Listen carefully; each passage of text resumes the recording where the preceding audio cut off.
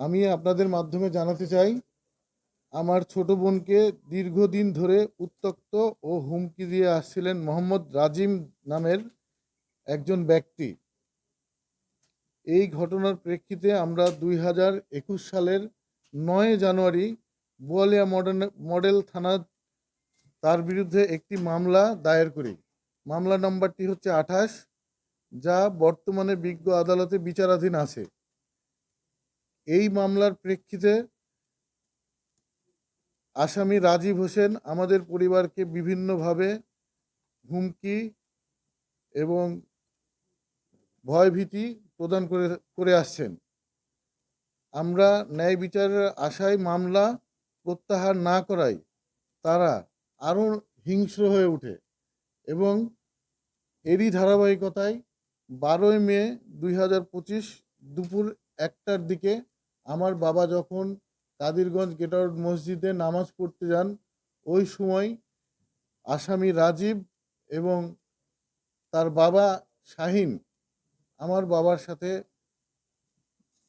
খুবই দুর্ব্যবহার করে এবং প্রকাশ্যে হত্যার হুমকি দেয়, পাশাপাশি চাকুও বের করে মামলা তুলে নেওয়ার জন্য। আমার বাবা ওখান থেকে কোনোভাবে স্থানীয়দের হস্তক্ষেপের মাধ্যমে আমার বাবা অল্পের জন্য বেঁচে যায় এবং বাসায় চলে আসেন। কিন্তু এর মাত্র 45 মিনিট পরে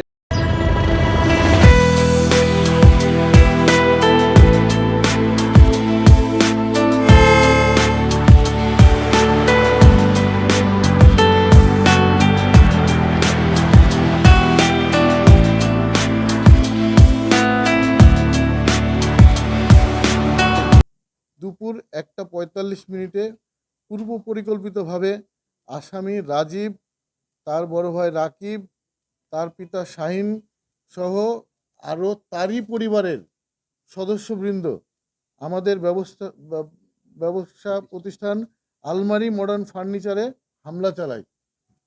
সেখানে তারা আমার ওপর ধারালো অস্ত্র অর্থাৎ রামদা দিয়ে রাকিব এবং রাজীব দুইজনাই আমার এলোপাথারি রামদা দিয়ে আমার উপরে নৃশংসভাবে হত্যার চেষ্টা চালায়। আমি কোনোভাবে বাঁচার চেষ্টা করলেও রাজীব আমাকে সরাসরি এখানে রামদা দিয়ে আঘাত করে এবং রাকিব আমার পুরো শরীরেই রামদা দিয়ে আঘাত করে। আমি মুমূর্ষ অবস্থায় সেখান থেকে আমাকে হাসপাতালে, রাজশাহী মেডিকেল কলেজ হাসপাতালে নিয়ে যাওয়া হয়। আমার মাথা এবং হাত মিলায়ে প্রায় 70টিরও বেশি সেলাই আমার শরীরে আছে। বর্তমানে আমি বাসায় চিকিৎসাধীন আছি।